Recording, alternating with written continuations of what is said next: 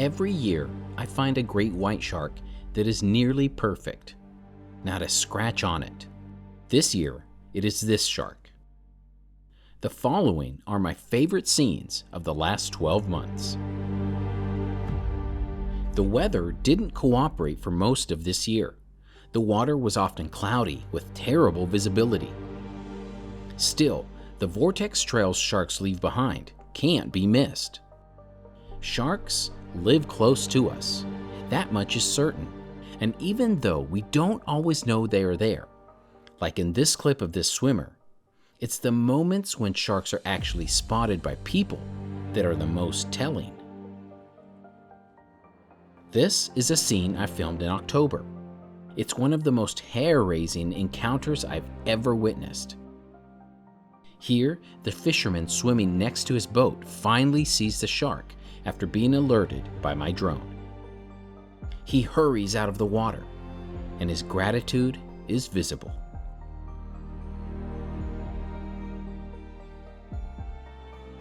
Here's another scene. Watch how the woman reacts upon realizing there's a shark nearby.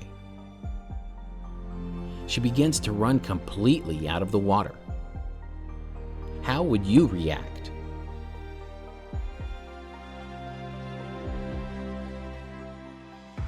Whether people see the sharks or not, if there is one thing that's evident, it's that humans often appear to be the more curious species. And sharks, like this large one, don't really seem to want to be around a human. Look at the speed at which it leaves. That doesn't mean they don't pose a threat.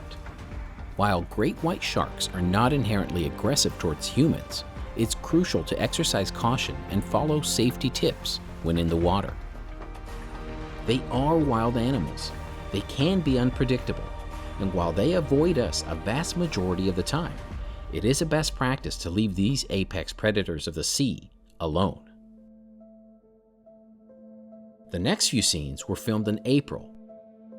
This is a month that I've observed is among the peak months in Southern California. It's a time when more and more juvenile white sharks begin to appear along the shallow areas of the coast.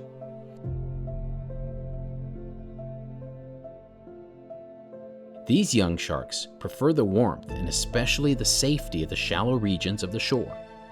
That's because, unlike many mammals and birds, great white sharks do not provide parental care for their young.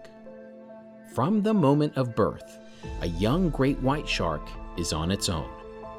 These sharks travel to these shallow nurseries in order to survive this critical early stage of their lives. This is why Southern California is so vital. It is a place that is home to their food sources as well. Great white sharks love to eat stingrays at this stage, and they will continue to do so until they graduate to marine mammals. But it's not completely safe in the shallows. Sharks still have to contend with humans. Here's a shark with a fishing leader and a hook attached. The shark should be fine, but this is the very same shark I started this film with. The scars tell the story. But perhaps the greatest threat to them is the abundance of plastic in the ocean. Mylar balloons, well, they seem to be everywhere, unfortunately.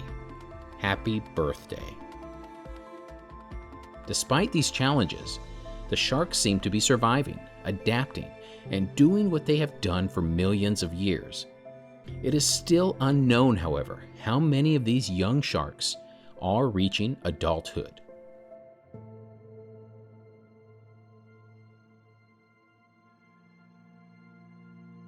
What I do know is that nearly every single day observing this species is a day when I learn something.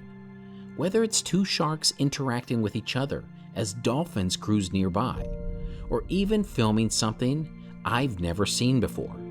Something like this dorsal fin batting at an object. Watch closely.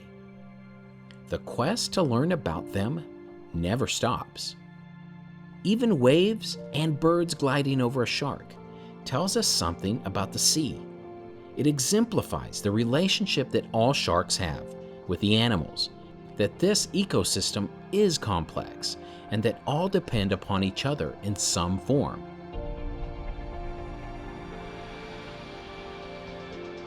Even if it means a stingray barb gets stuck in a shark's mouth.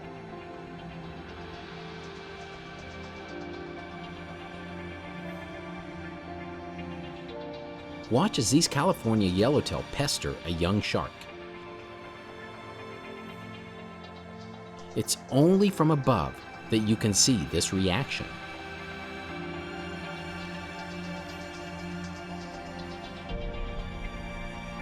It's from above that you see the behaviors that are uniquely strange. Behaviors that until we had these views, we rarely, if ever, saw.